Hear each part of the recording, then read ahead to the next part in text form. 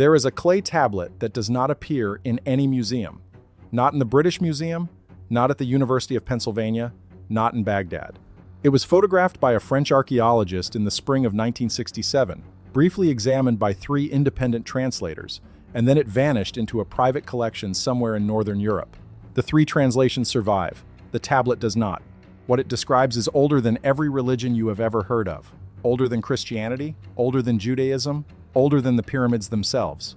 It is Sumerian, dated to roughly 4,700 years before today, and it does not describe a god, or a flood, or a king. It describes a structure, a grid, a lattice of 12 anchor points placed around the earth by something the Sumerians called the Watchers from above. And it describes what that grid was built to control. The grid is still running. That is what the tablet says.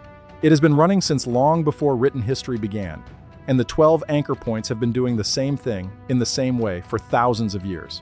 Each anchor controls a specific aspect of human life on the surface below it. Each anchor was placed for a reason, and the reason, according to the tablet, has nothing to do with helping us. To understand why this tablet matters, you have to understand what it is not. It is not a creation myth. The Sumerians had those, and they read like literature. This tablet reads like an inventory. It reads like a blueprint. The cuneiform is technical, repetitive, and structured in the way that engineering documents are structured, with each anchor described by location, by function, and by operating frequency. It is the kind of document that gets written by people who built something and want to remember exactly what they built. The Sumerians did not claim authorship. The tablet explicitly says the information came from elsewhere. The phrase used over and over is the ones who came down, which is the same phrase used in other Sumerian texts to describe the Anunnaki. The same beings credited in the Eridu Genesis with shaping humanity, with teaching agriculture, with installing the first kings. The same beings the Book of Enoch later described as the Watchers. The Sumerians did not invent the idea of a controlling intelligence above the earth. They received it. The tablet itself, by the brief descriptions that survive, was unusually large. Most Sumerian administrative tablets fit in the palm of a hand.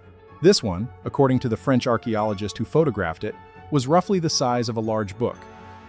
The cuneiform was dense, packed into both faces, with a smaller block of text along one edge that the archaeologist did not have time to photograph completely. That edge text, the French translator later wrote, was likely where the most disturbing material lived. We will never know what it said. What the tablet describes, in simple terms, is a system. A network of 12 nodes positioned at specific points around the planet, each tied to a frequency, each tuned to a particular aspect of human consciousness or behavior.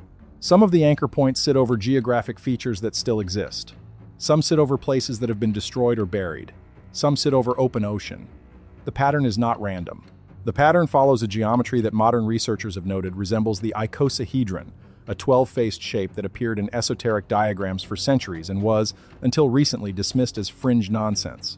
The icosahedron is not a Sumerian shape. The Sumerians did not have the mathematics to describe it formally. The shape was first formalized by Greek geometers nearly 2,000 years after the tablet was carved. And yet the 12 anchor points, when mapped onto a globe at the coordinates the tablet specifies, sit precisely at the vertices of an icosahedron inscribed inside the earth. The Sumerians did not invent this geometry. They were given the geometry. Or rather, they were given the locations, and the geometry emerged from the locations as a direct consequence of the placement. The tablet does not call the structure a grid. The Sumerian word used translates closest to the lattice, or the cage that surrounds, depending on the translator. The implication is the same. Something was placed around the earth, deliberately, by an intelligence that wanted to manage what happened on the surface. The management was not optional. The grid did not require human consent. It did not require human awareness. It simply ran. Modern researchers have, independently of the tablet, identified what they call the Earth Grid. The theory was developed in the 1970s by 2 American academics, William Becker and Betha Higgins, who proposed that the planet is overlaid by a geometric lattice of nodes corresponding to magnetic anomalies, ancient sacred sites, and gravitational variations. The Becker-Higgins grid is, in its original formulation, an icosahedron projected onto a sphere, the same shape the tablet implies. Mainstream geology treats the theory as fringe. But the nodes match, to within a few hundred kilometers, the 12 anchor points the tablet describes. The 2 systems describe the same structure. And before we go any further, I need to pause for a second. Because what I'm about to tell you gets significantly stranger, and I realized a while ago that some of this cannot be fully explained in a video format. The complete decoding of all 12 anchors, the cuneiform passages, the astronomical positions specified on the tablet down to the exact degree, the translator notes from all 3 independent versions, I put it all into a written document. It is linked below and the QR code is on your screen. Grab it now, then come back, because everything from this point forward depends on what is in that document. Now let us continue. 3 translators have worked on the surviving photographs of the tablet. The first was a Czech Assyriologist who worked on the photographs in 1971 and who died before publishing. The second was a French independent scholar who completed her translation in 1984. The third was a German linguist who finished his version in 2002. All 3 agree on the basic structure. All 3 agree on the 12 anchor points. All 3 agree on what the grid was built to do. It was built to keep humanity inside a specific range. A range of behavior, a range of consciousness, a range of awareness. The grid does not stop you from leaving the range. It simply makes leaving extremely difficult by adjusting the conditions of the field you live in. It is the reason, the tablet implies, that certain ideas keep getting forgotten. The reason certain societies collapse at certain intervals. The reason certain truths feel uncomfortable, even when they are obviously true. The first anchor, according to the tablet, sits over a location the Sumerians called the place where the waters meet. Modern geographers have argued for decades about where this is. The best candidate is the marshland of southern Iraq, where the Tigris and Euphrates converge before reaching the Gulf, but other scholars have placed it over the confluence of the Nile and the Mediterranean, or even over the Bering Strait. The function of the first anchor is the simplest of the 12. It controls memory. Specifically, the tablet says collective memory, the memory that a population holds about its own past. The Sumerian word used is the word for the binding cord, the cord that ties a thing to itself. The first anchor binds a people to its own history, or more precisely, it controls how much of that history can be remembered. When the anchor is at full strength, the tablet says, the people forget. They forget who built their cities, they forget who taught them to read, they forget what their grandparents knew.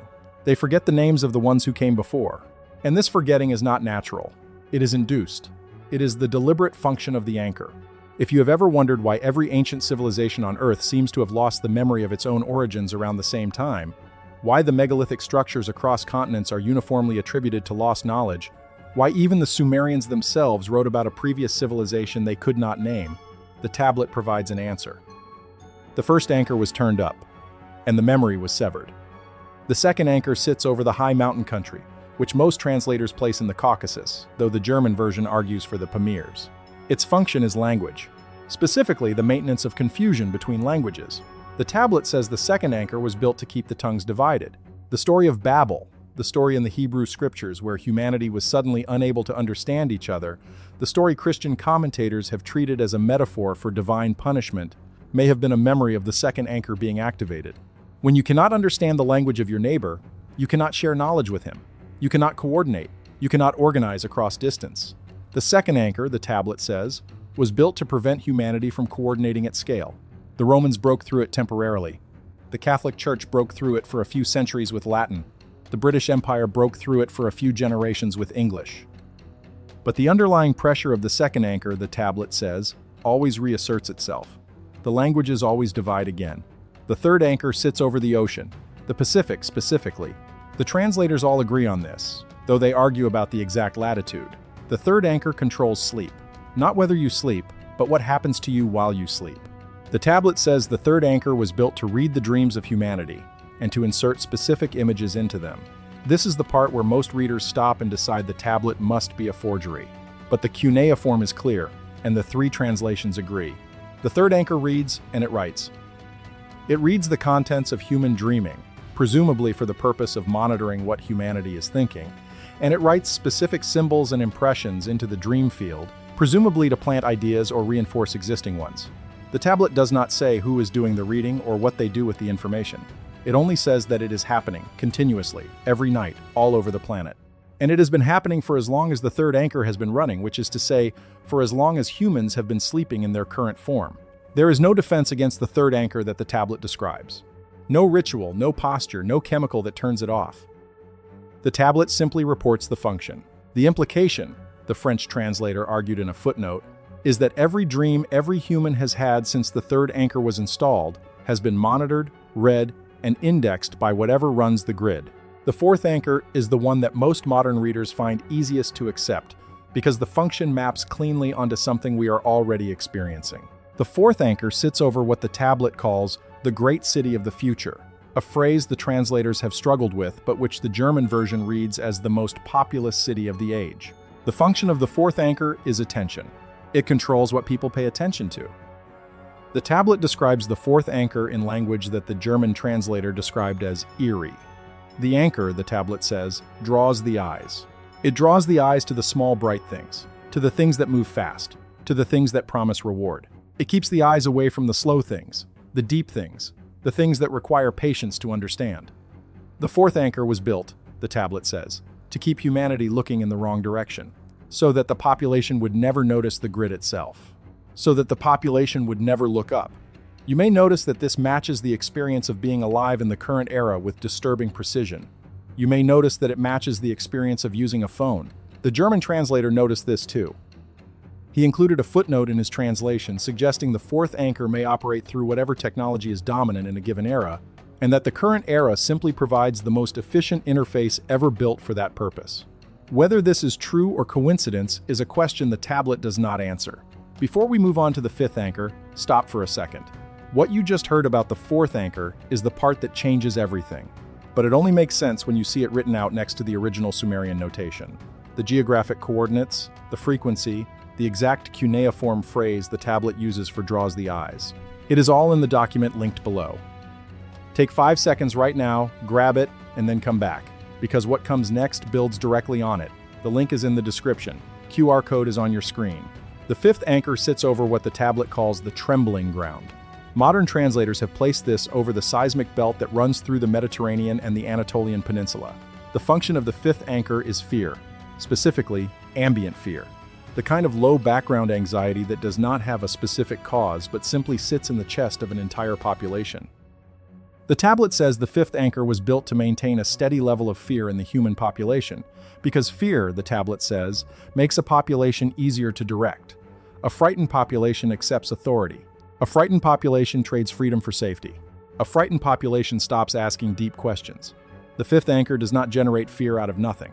It simply amplifies whatever local fear already exists, and it ensures that the level never drops below a certain threshold. There is always something to be afraid of. The fifth anchor makes sure of it. The sixth anchor sits over the African continent, somewhere in the Great Rift Valley, which is also where modern paleoanthropology places the origin of our species. The function of the sixth anchor is reproduction. The tablet does not say what specifically it controls about reproduction. The Czech translator argued it controls fertility rates. The French translator argued it controls the timing of generations. The German translator argued for something more subtle, that the sixth anchor controls which traits are passed on by influencing which pairings happen at the population level. What all three translators agree on is that the sixth anchor is the oldest of the 12. It was built first.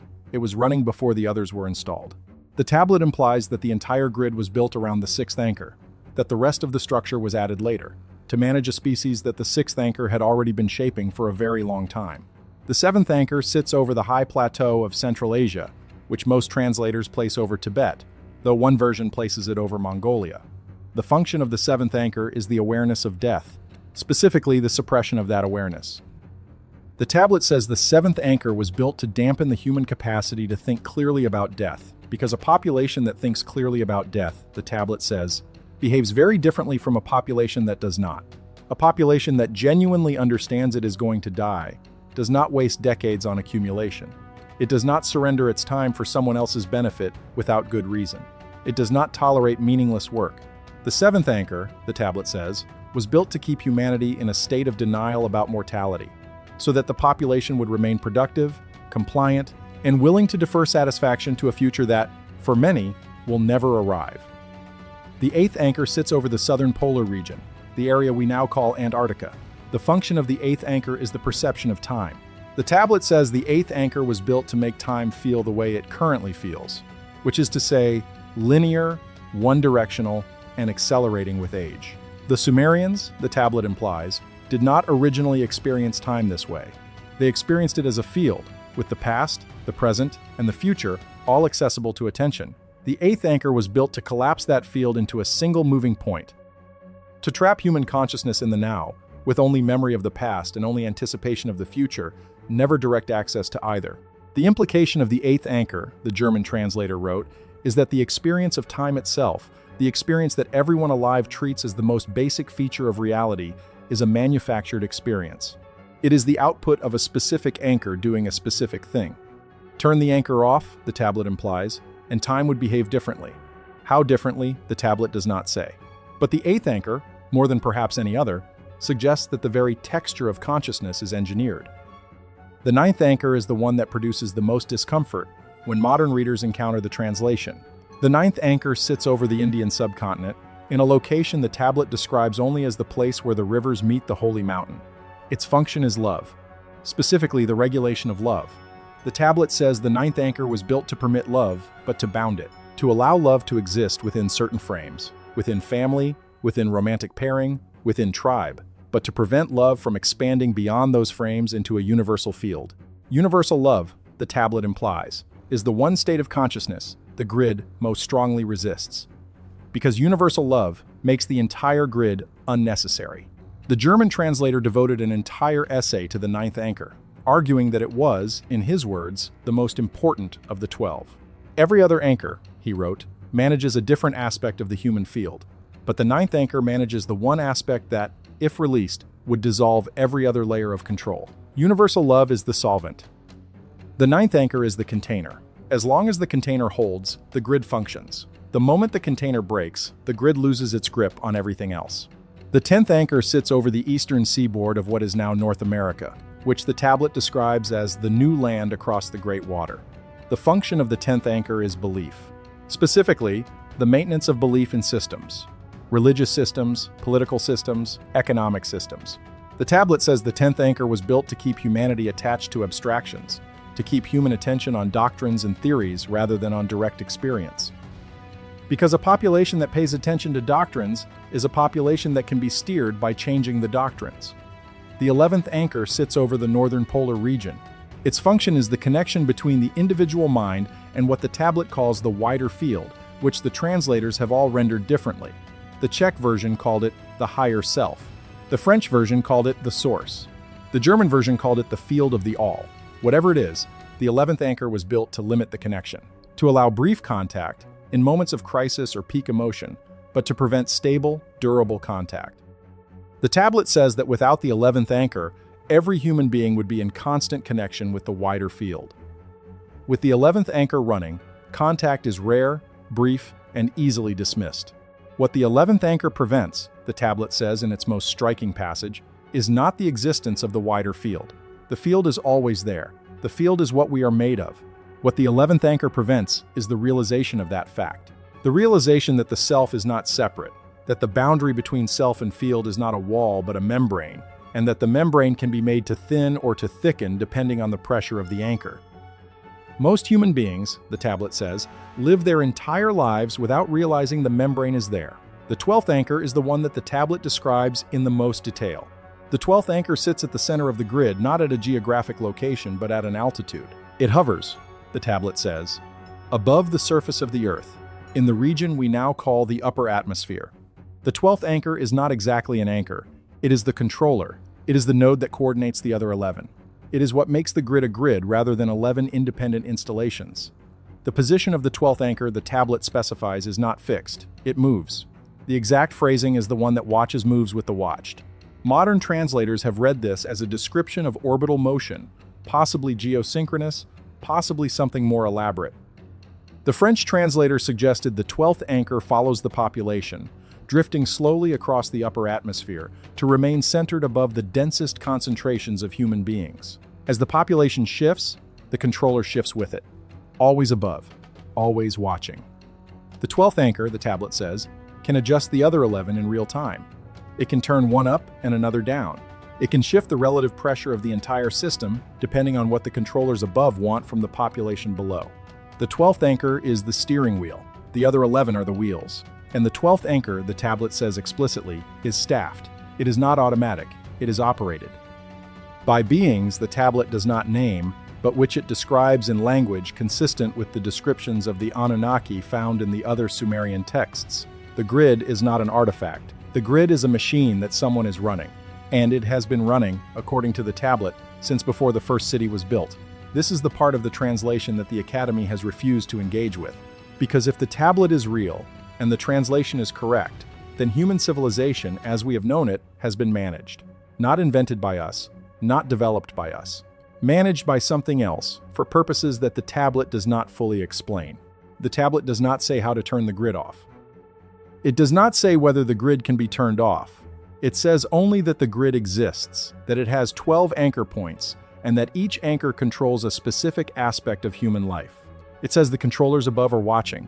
It says the grid is still running. What it does say, in a passage near the end of the surviving photographs, is that the grid can be perceived. The 12 anchor points can be felt by anyone who learns to feel them. The function of each anchor can be recognized once it is named. The tablet says that recognition is the first step, naming is the second. And what comes after naming, the tablet does not specify, because the photographs end before that section was recovered. The tablet has not been seen in public since 1967. The three translations remain in academic obscurity. The Czech translator died. The French translator retired and refuses to discuss her work. The German translator gave one interview in 2004 and has not spoken publicly since. The 12 anchors, if they exist, are still running. Memory, language, dreams, attention, fear, reproduction, death, awareness, time, love, belief, connection. And the 12th, the master, hovering somewhere above the species, watching everyone, adjusting everything, steering us all, according to a tablet that does not exist in any museum. You decide what to do with that.